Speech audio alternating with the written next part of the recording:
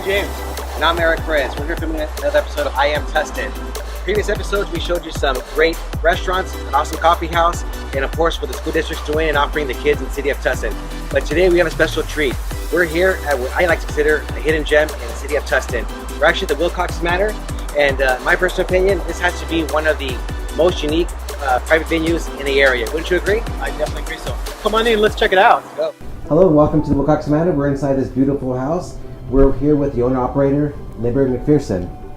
Well, welcome Eric and James. Thank you guys for taking time out of your busy schedule to come out and talk to us. We're always honored and humbled to have you guys here. Well, thanks for having us. If you don't mind, we're going to just sit down for a little bit, relax, and ask you a few questions about this beautiful venue. With pleasure. So Limber, tell us a brief history about this house. Well, this home was built in 1880, which makes it 139 years old. It was not built at this location. It was actually built up the street in Maine in El Camino Real, and it was a hotel for the stagecoach stop. In 1895, unfortunately, Tustin lost the stagecoach stop to Santa Ana, so they didn't need to have a little hotel anymore. Charles Wilcox, the namesake of the property, came to Tustin at the request of Columbus Tustin. He bought the little hotel, proceeded to move it over here, and created this fabulous home that we have today. Him and his family lived here for many years. Mr. Wilcox planted avocados and citrus. He was the first person to successfully graft a fruit cocktail tree, which is one citrus tree that produced 4 or 5 different citrus trees. They're very difficult to keep alive. We've had a couple of them on the property, but unfortunately they don't last very long. He was the founder of the Episcopal Church here in Tustin and Santa Ana. And then in about the 20s, he sold it to a gentleman by the name of Mr. Rainier, who purchased the building, modernized it by putting electricity and running water. He lived here up until the end of the Second World War. At the end of the Second World War, there was a Dutch family that was fortunate enough to escape the Nazis, and they came to California and they bought this home from Mr. Rainier. They lived in this home for about 60 years. Mrs. Boda raised 8 children, 4 boys and 4 girls in this home. And then in November of 2007, we purchased this home from the Dutch family. So it's a very old home, but it's only had 4 owners, which is really remarkable, and that's one of the things that we love about this property. So I know you have so many great pieces, both inside and outside. I mean, it's too many to mention, but obviously you give us a great tour of the property, and we love different pieces of it. Is there anything that stands out to you or that's unique, that stands out to you that you or guests when they come through the property that kind of, come to mind? Well, we've had the great privilege of traveling the world, and my philosophy about traveling is I always try to acquire pieces while I'm traveling, and for several reasons. One, it's a bit selfish, but I know that as I get older and may not be able to travel, I can literally sit here in my living room and I can take a trip across the world. And so whenever we travel, I usually try to acquire pieces. For example, the beautiful Murano chandeliers that we have in this room, it's probably one of my favorite pieces throughout the collection. It is very simple but yet elegant. One wouldn't expect it in this room because it doesn't have a great deal of bling to it, but it's actually quite beautiful. And so I would say that's one of my favorite pieces. Now if there was, I know you have many pieces, but if there was maybe 1 or 2 pieces that you had to run out the house with in an emergency, what would be that go-to piece, or what would you consider, your item? Most people would say if there's an emergency, I'll take family portraits and so forth. And we're lucky because we have all those things digitally, and in today's society, everything is digitally, which is wonderful.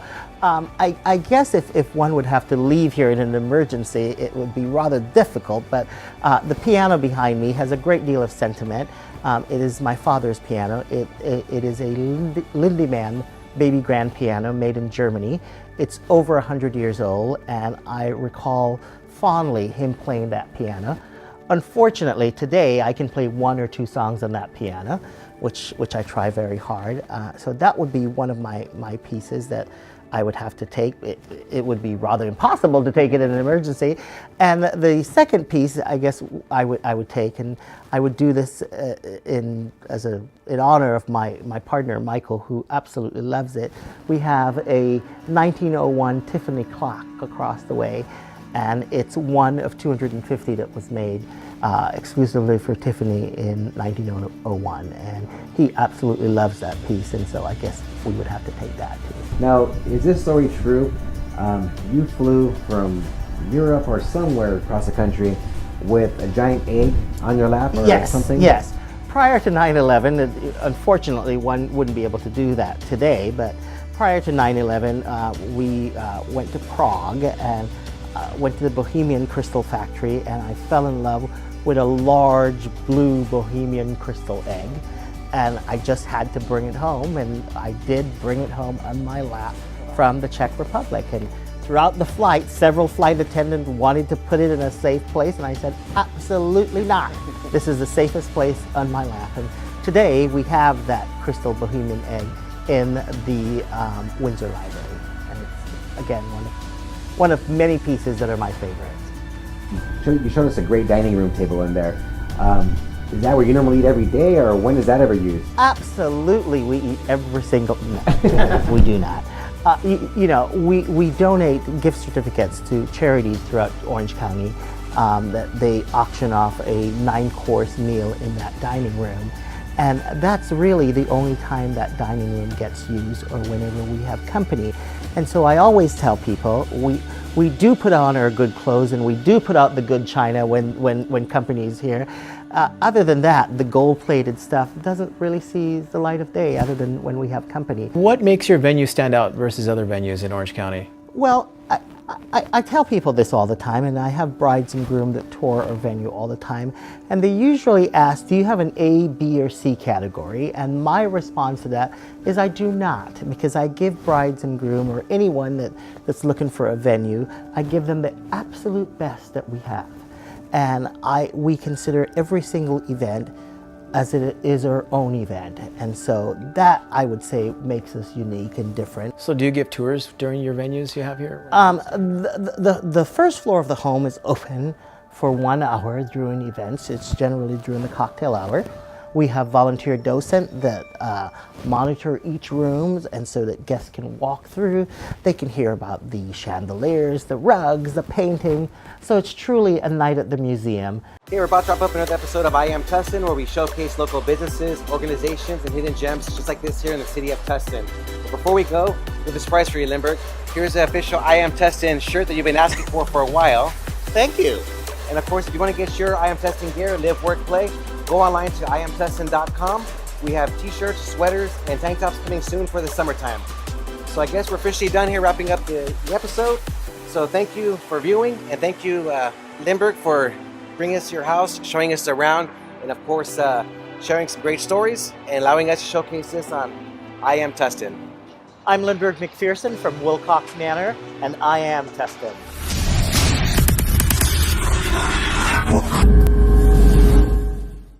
I Am Tustin is brought to you by Owning Our Realty.